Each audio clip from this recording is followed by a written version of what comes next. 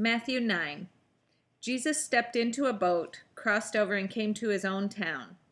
Some men brought to him a paralytic lying on a mat.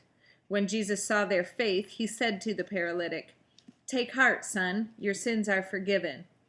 At this, some of the teachers of the law said to themselves, "This fellow is blaspheming." Knowing their thoughts, Jesus said, "Why do you entertain evil thoughts in your hearts? Which is easier, to say, 'Your sins are forgiven,' or to say, 'Get up and walk'?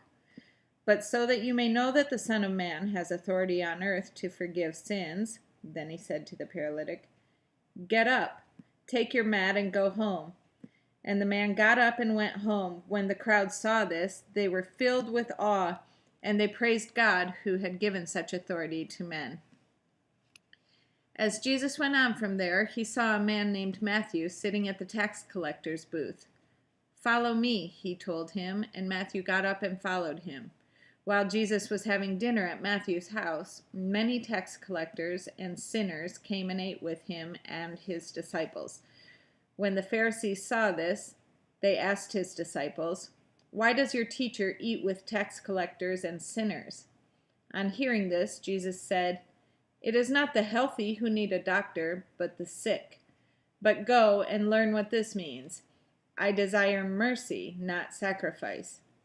But I have not come to call the righteous, for I have not come to call the righteous, but sinners."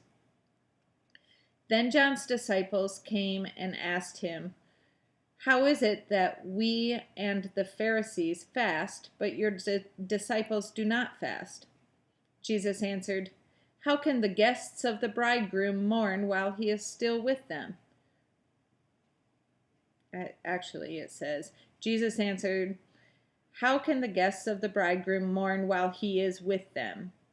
The time will come when the bridegroom will be taken from them. Then they will fast. No one sews a patch of unshrunk cloth on an old garment, for the patch will pull away from the garment, making the tear worse. Neither do men pour new wine into old wineskins. If they do, the skins will burst, the wine will run out, and the wineskins will be ruined.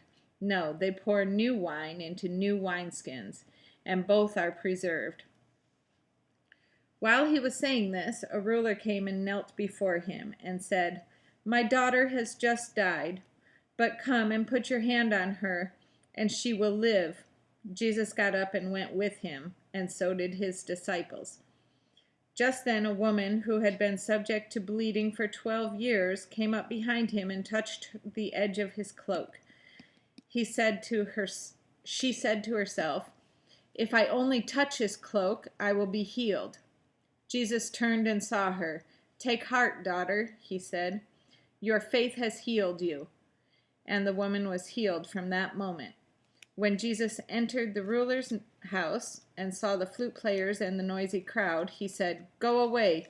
The girl is not dead, but asleep." But they laughed at him. After the crowd had been put outside, he went in and took the girl by the hand, and she got up.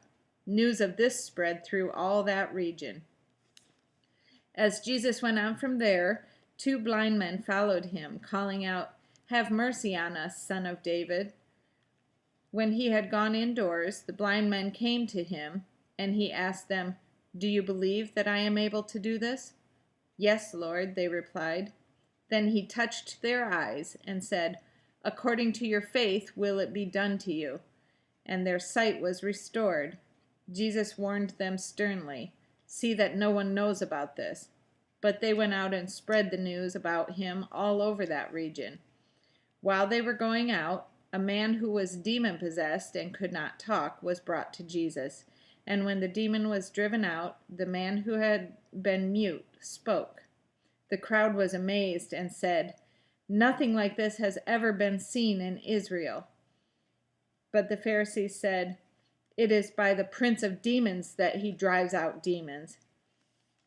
Jesus went through all the towns and villages, teaching in their synagogues, preaching the good news of the kingdom, and healing every disease and sickness. When he saw the crowds, he had compassion on them, because they were harassed and helpless, like sheep without a shepherd." Then he said to his disciples, "The harvest is plentiful, but the workers are few. Ask the Lord of the harvest, therefore, to send out workers into his harvest field."